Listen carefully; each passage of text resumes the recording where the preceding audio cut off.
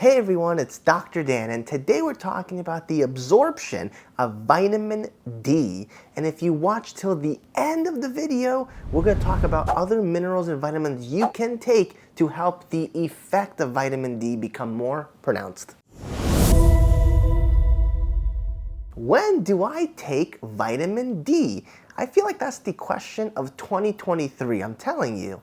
Well, thankfully for this question, it's a very easy answer. You want to take vitamin D with a meal. Specifically, you want to take it at the end of a meal.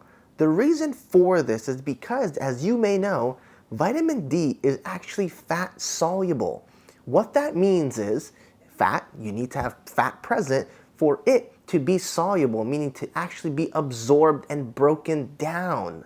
If you're planning on eating some Skittles and some popcorners on the side, that's not going to do vitamin D any justice. It actually has to be a nice, hefty amount of fat. So, for example, you can grab some avocados, have your well-balanced dinner, and that should just do the right trick. Before we go into that bonus information, here's another tip I want to share with you. Try to take vitamin D in the morning after your breakfast. The reason I suggest that is because some patients and some people have reported taking it at nighttime gives them insomnia. As promised, here is that bonus content I keep talking about. So the reason I wanted to put this at the end of the video is because there has been some misunderstanding on what actually affects the absorption of vitamin D.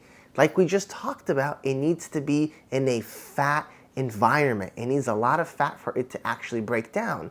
But you can look online and you can see that a lot of people say, oh, take magnesium, take zinc. Well, here's the reality of the situation.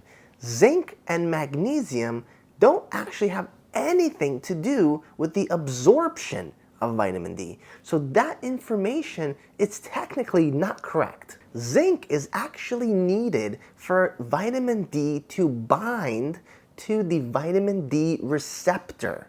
So it actually just helps in the efficacy and affinity to the receptor. And magnesium also does something very similar, but it plays more of a role in activating vitamin D.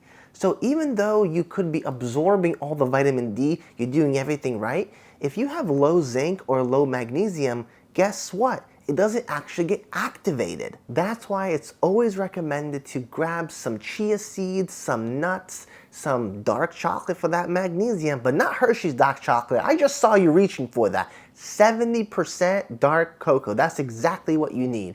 If you incorporate those into your meal, not an extra supplement for you to take, incorporate that into your meal, you will be way ahead and you'll be activating more vitamin D than you can even dream of. That actually brings us to the end of today's video. I promise something energetic, short, and sweet. Guys, thank you so much. Make sure to subscribe and I'll see you on the flippity flop.